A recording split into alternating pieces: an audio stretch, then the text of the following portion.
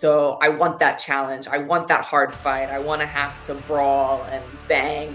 And I'm ready for that. This is massive. I just want to say a massive thank you to PFL, because I honestly feel like I'm in a movie sometimes. The first thing people noticed was the contradiction. Blonde hair pulled tight, pink shorts catching the lights, a presence that looked closer to a pop culture fantasy than a cage fighter. Dakota Diva didn't look like the kind of woman who sent opponents to the shadow realm. And yet, over and over again, that was exactly what happened. One right hand, one opening, one moment where doubt turned into panic.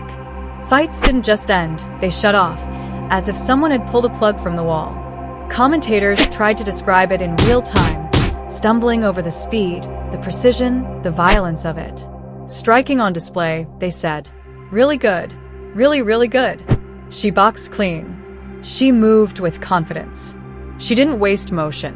And when she landed, elite fighters folded. At 126 pounds, officially weighed in, fighting out of Manchester, England, Dakota Diva built a professional record that stayed spotless. 5 victories. No defeats. No defenses needed because nobody lasted long enough to demand one.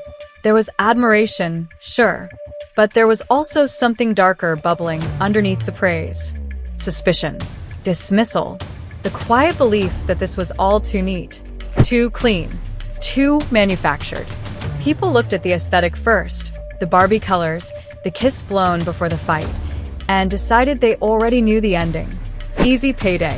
Safe matchup. Another highlight reel built on carefully selected opposition. They were wrong, and the proof arrived violently. Dakota never disrespected the name she carried into the cage. When the announcer said it, she walked forward like it meant something. When the bell rang, she didn't rush. She measured. She let opponents expose themselves. And then she punished them. One right hand was all it took most of the time. The reactions were always the same: disbelief, then collapse. The body stiffened. The legs betrayed them. The canvas rushed up to meet them.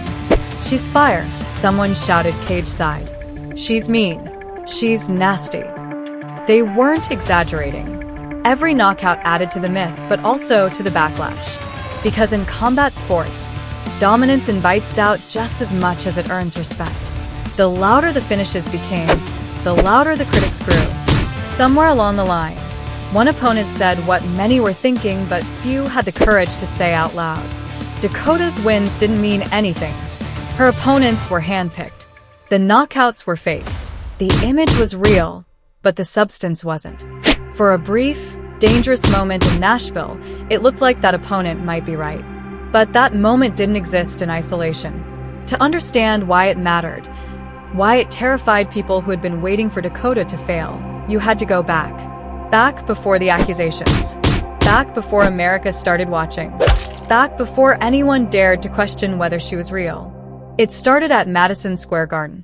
November 25th, 2022. One of the most sacred buildings in combat sports. Dakota walked in with a perfect record, but almost no reputation. 6 wins. 0 losses. Still unknown.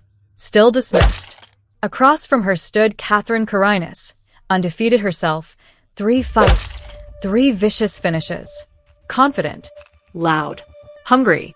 The kind of fighter who didn't just want to win, she wanted to break something. "I love to crush dreams," Corinus said before the fight. "So let's go." She wanted a challenge. She wanted a hard fight. She wanted to brawl and bang. And she believed, genuinely, that Dakota hadn't been tested. That the blonde kickboxer from Manchester had never felt real danger.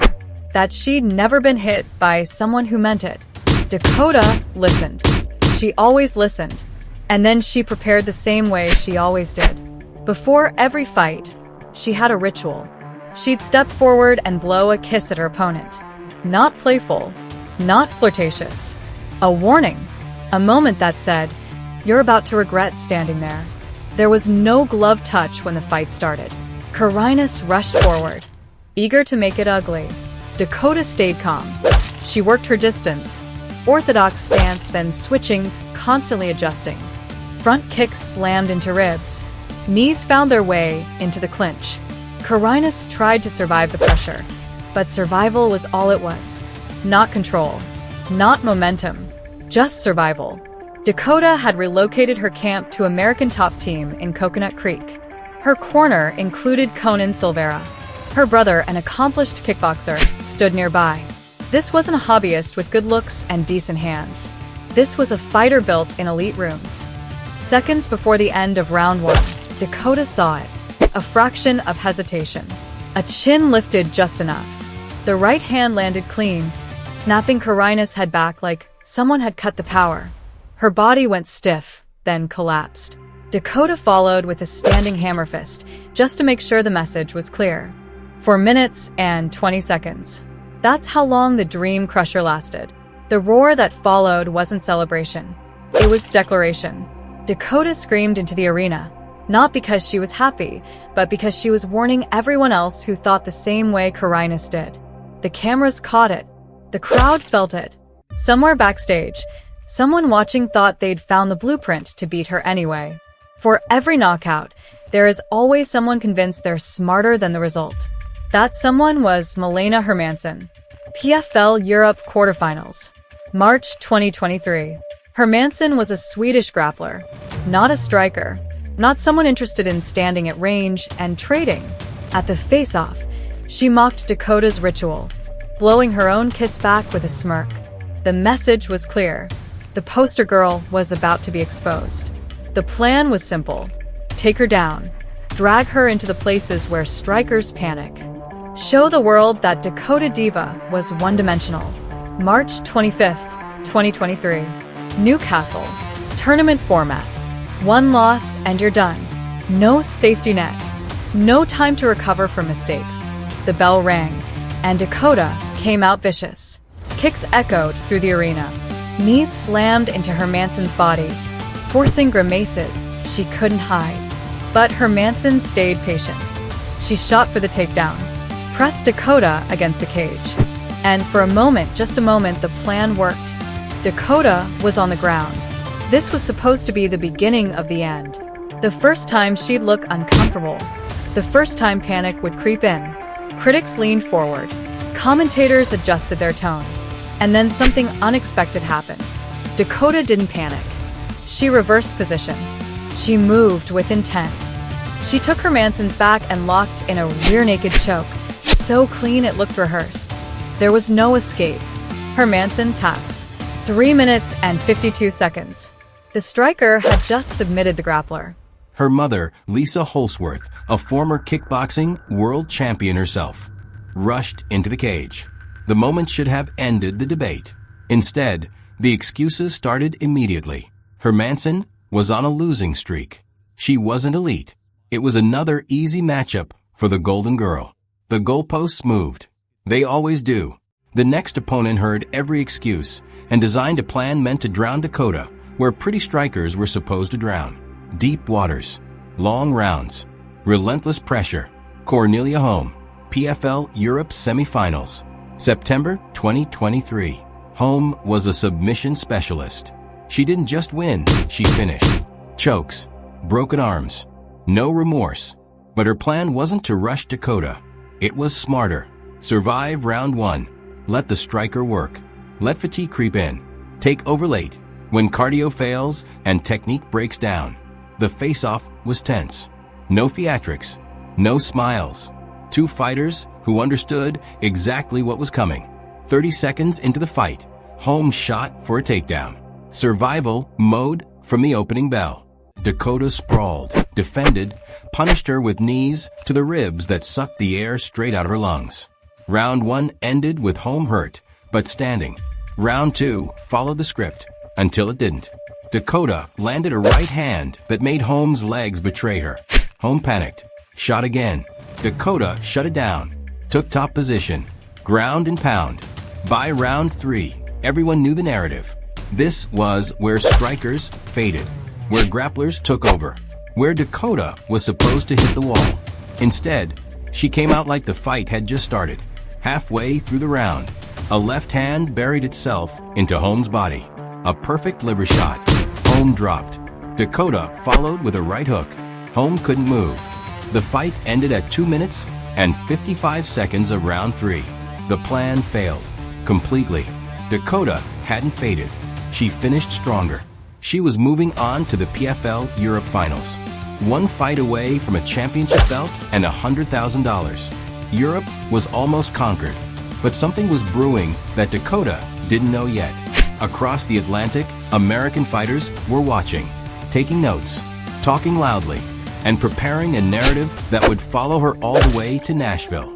By the time Dakota Diva reached the PFL Europe Finals, the conversation around her had shifted. It was no longer just about whether she could strike. That argument had collapsed under the weight of too many knockouts. It was no longer about whether she could survive grapplers. She had choked one unconscious and broken another with attrition. Now the debate moved into murkier territory, where praise curdles into resentment. She was winning too cleanly, too efficiently, and for some people, that was suspicious in itself. The final hurdle in Europe stood in Dublin, Ireland, under championship lights, against a fighter who didn't believe in Dakota's mystique for a second. Valentina Scatizzi wasn't subtle. She wasn't technical in the way Dakota was. She was a brawler, an Italian pressure fighter who believed intimidation could crack anyone if applied hard enough. At the face-off, she crowded Dakota's space, pulled faces, tried to turn the moment into a psychological test. Dakota didn't blink. She smiled and pointed to the belt. That was the only response she ever needed. December 8th, 2023. Championship night. The arena buzzed with expectation. This was supposed to be the moment Dakota Diva either proved she was the real thing or finally ran into someone who didn't care about aesthetics or hype. Scatizzi came forward like a bull, walking Dakota down, eating space with every step. But pressure only works if it comes without consequences. Against Dakota, every step forward had a cost. She countered calmly. Right hand snapped Scatizzi's head back. Front kick stabbed into her midsection. Then came the clinch, the place Dakota had quietly turned into a nightmare for anyone who wandered into it. She pinned Scatizzi against the fence and went to work. Knees slammed into the body, then the head, over and over. Tight, nasty strikes in spaces where panic grows fast. Scatizzi's left eye began to swell. Purple bled into black. With every exchange, it got worse. Dakota noticed and targeted it without mercy. This wasn't cruelty. This was efficiency. This was a fighter who understood that damage wins fights long before the final bell. Between rounds, the ringside doctor examined the eye. It was completely swollen shut. The decision was made for everyone. The fight was over. Dakota Diva was crowned PFL Europe champion. $100,000. A championship belt. The first British female to ever win it. Europe had been conquered, but instead of celebration, something else followed her across the ocean. American fighters didn't look at the results and see dominance. They saw opportunity, or at least they convinced themselves they did. The comments started rolling in online and backstage. Tomato cans, protected fighter, industry plant, poster girl. The implication was always the same. This wasn't real competition. This was marketing. And somewhere in the United States, a jiu-jitsu black belt was watching every second of Dakota's fights with a different kind of attention. Not admiration, calculation. Before that plan could come together, though, Dakota had one more test. One that would quietly shift the stakes higher than anyone realized at the time. June 2024, PFL 4, Mohegan Sun, Connecticut. This was Dakota's American debut. The big leagues, the $1 million season. Everything she'd done in Europe meant nothing now. New audience, new critics, new expectations. And standing across from her was a woman who had nothing left to lose. Chelsea Hackett had 31 professional fights. She fought the best. She'd lost to them. She was coming off another defeat.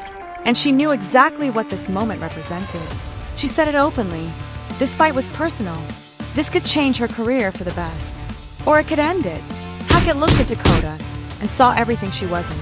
Young, undefeated, hyped, smiling, standing between her and the future she still wanted. At the face-off, there were no handshakes, no smiles, just desperation staring down momentum. June 13th, 2024. The bell rang. 3 minutes and 22 seconds later, it was over. A thunderbolt, right hand dropped Hackett instantly. The crowd erupted. Hackett scrambled to her feet in panic. instincts screaming at her to survive. Dakota closed the distance, clinched, knees tore into the body, punches piled up, 5, 6 relentless shots. And then the final blow, a left to the body that shut everything down. Hackett crumpled.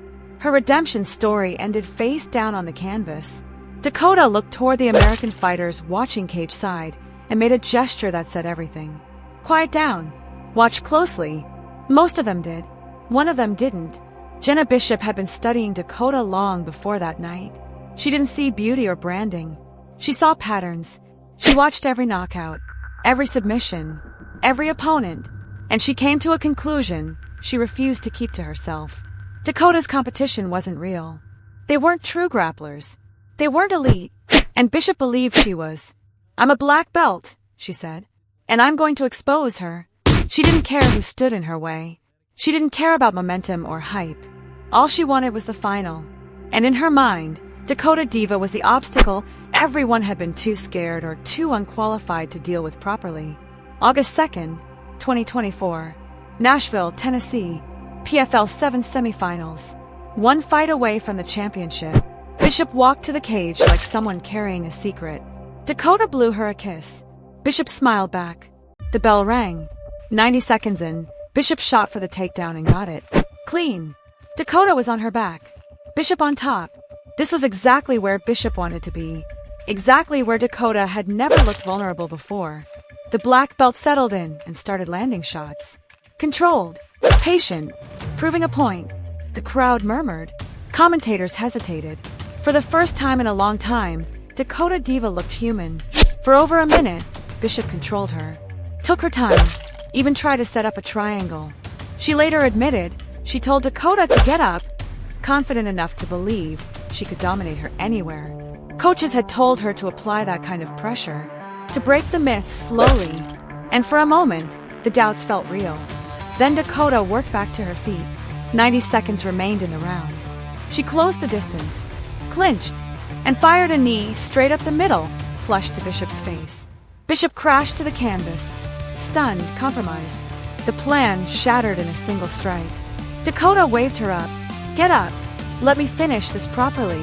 Bishop stumbled to her feet, but the damage was already done. A front kick, a straight right. Bishop collapsed again. A short hammer fist sealed it. The referee stepped in at 3 minutes and 54 seconds of round 1. Dakota walked the cage, making a shushing gesture. Then she mimed talking with her hands, mocking every word that had been said about tomato cans and fake opposition.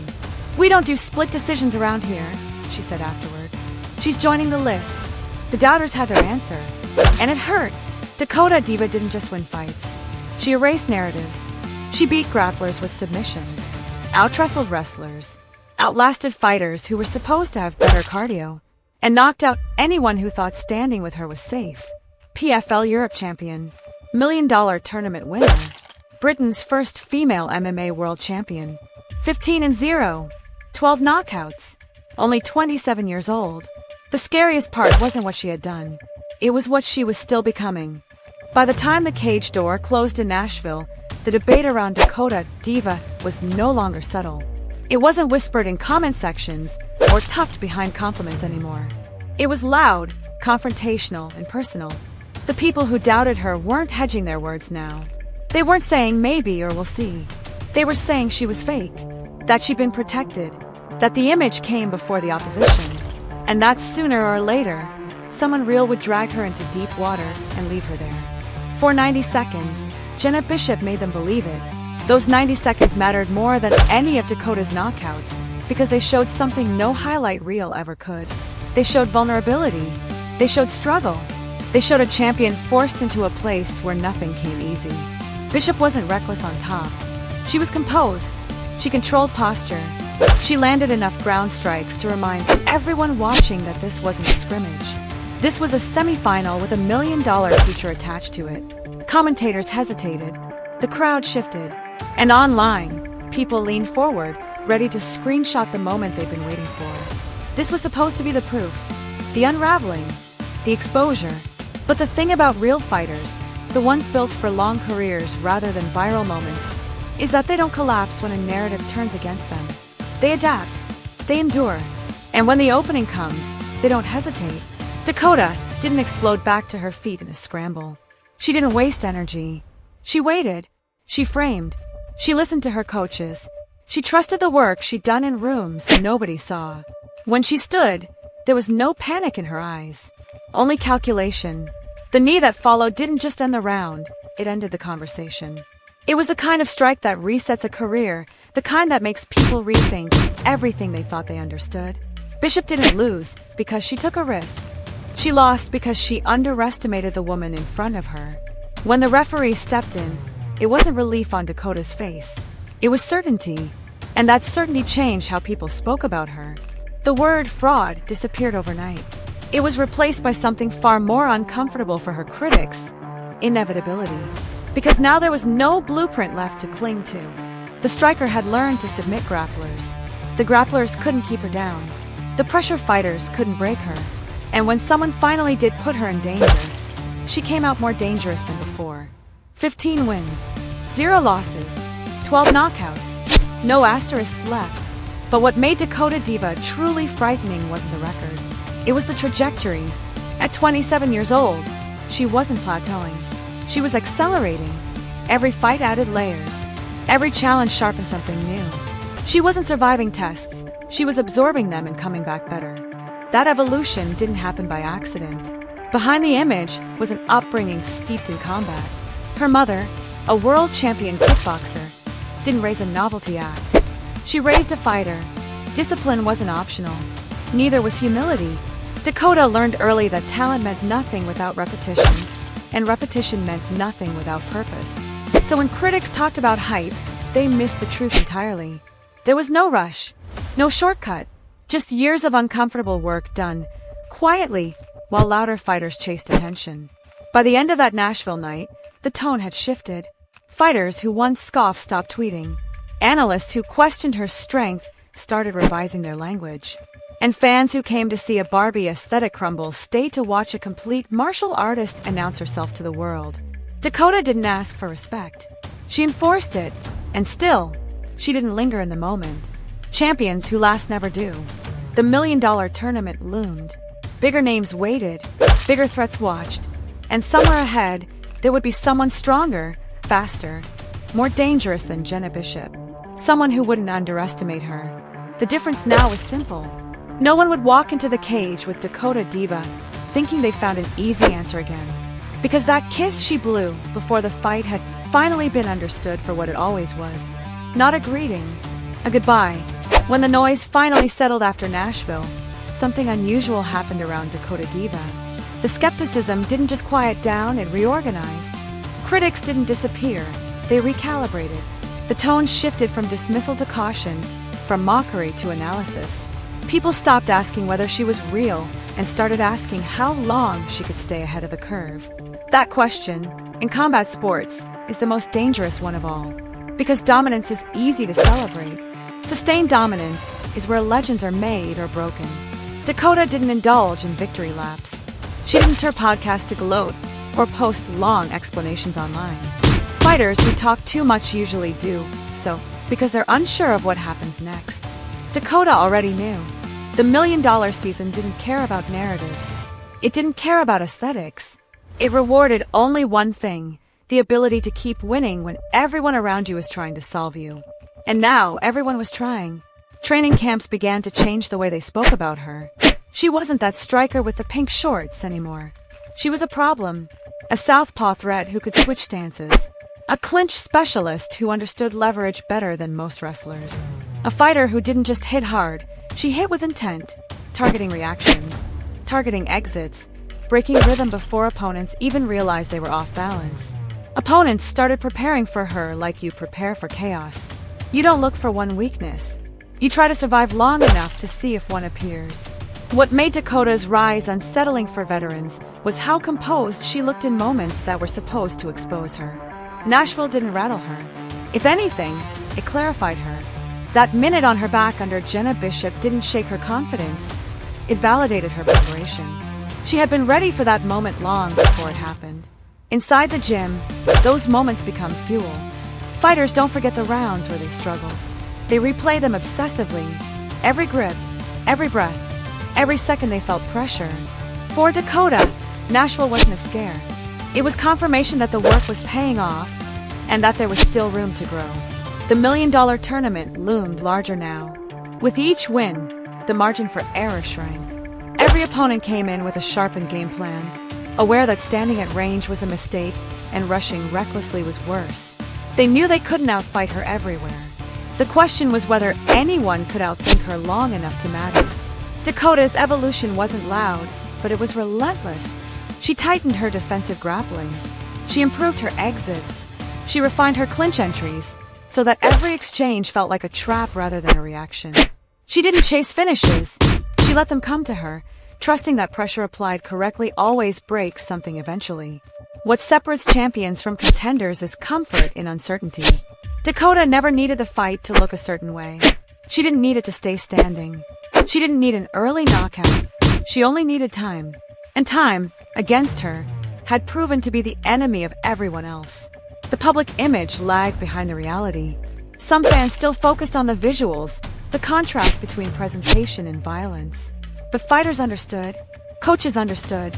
The people who lived in gyms and locker rooms understood. Dakota Diva was no longer an exciting prospect. She was a measuring stick. And measuring sticks don't stay popular forever.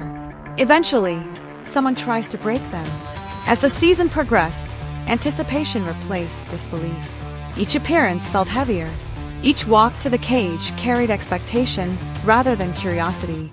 The question had flipped completely. Instead of asking who could expose her, people began asking who could survive her. Dakota carried that weight without complaint. Pressure doesn't bother fighters who grew up with it. If anything, it clarifies them. Every fight became another chapter in a story that no longer needed defending. The results spoke too clearly now. The blonde hair, the pink shorts, the kiss before the fight. They weren't contradictions anymore. They were signatures.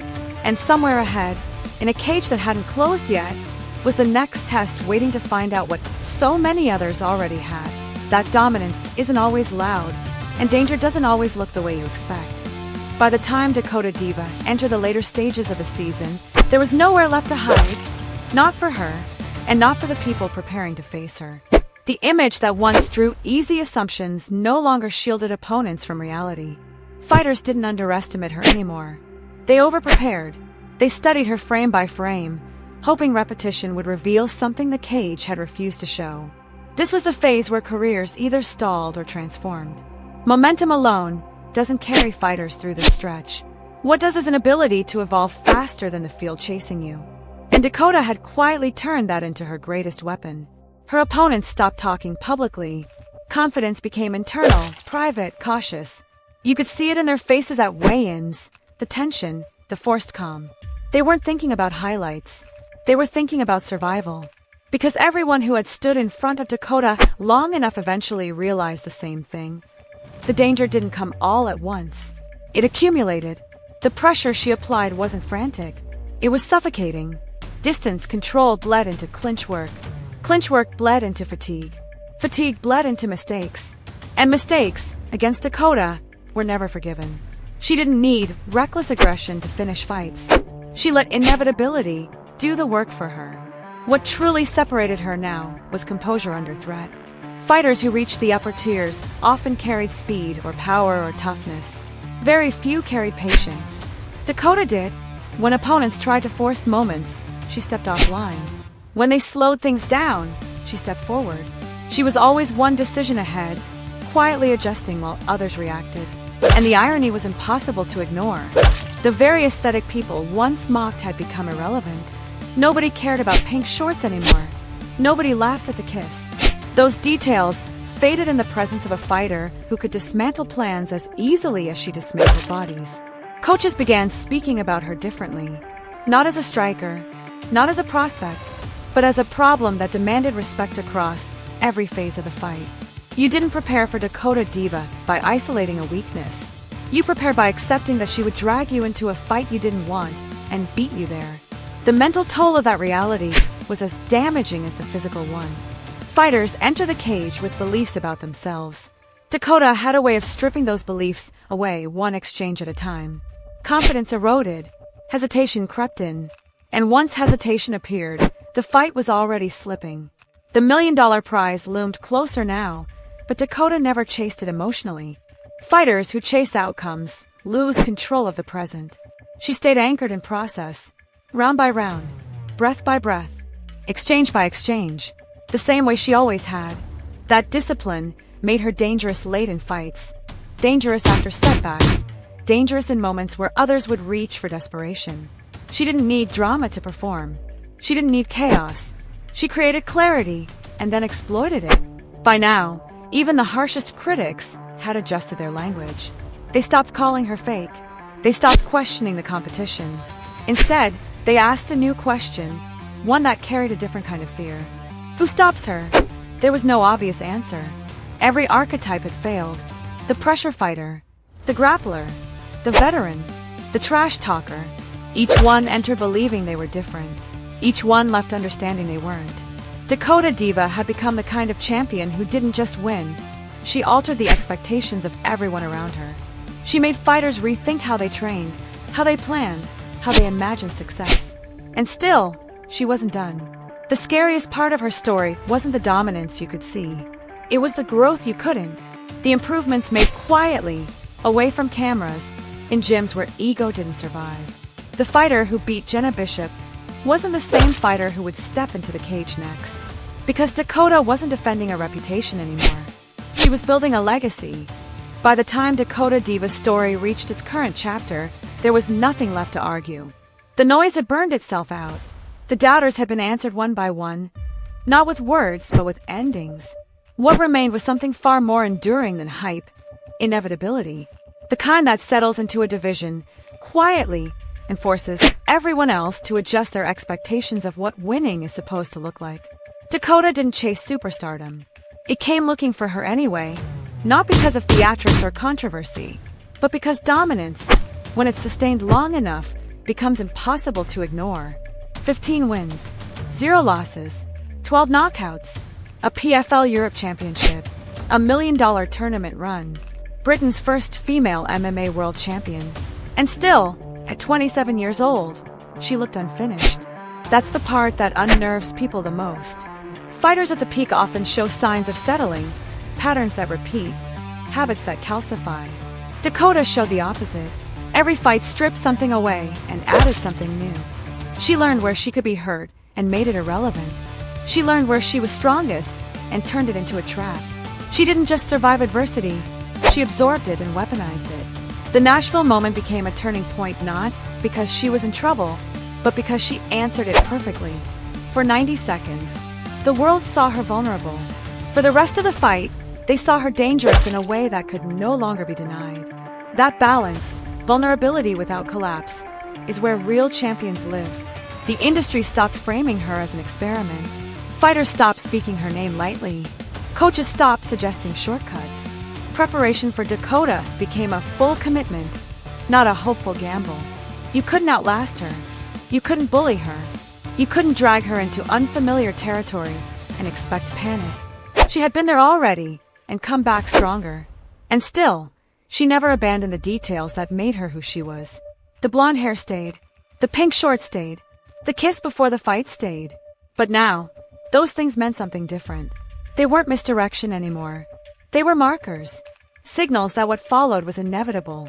Because by the time Dakota Diva blows that kiss, the outcome is already written. Opponents don't lose to her all at once. They lose in layers. First in confidence, then in positioning, then in energy, and finally in consciousness. The finish is rarely chaotic. It's clean, controlled, final. This is what separates momentary stars from fighters whose names linger. Dakota doesn't rely on chaos or luck or favorable matchups. She relies on preparation, discipline, and the quiet understanding that if you give her enough time, she will find the ending. And she always does. So here's the lesson for anyone watching her rise and thinking about stepping into the cage with her someday. Don't let the look fool you. Don't let the colors disarm you. And don't let confidence turn into carelessness. Because that kiss she blows before the fight isn't playful. It isn't branding. It isn't showmanship. It's a promise. And once it's made, there's no taking it back.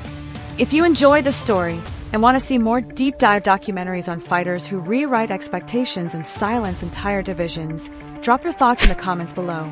Let us know who you want covered next and why. Make sure you like the video, subscribe to the channel, and stay locked in, because this era of combat sports is just getting started, and the stories are only getting better.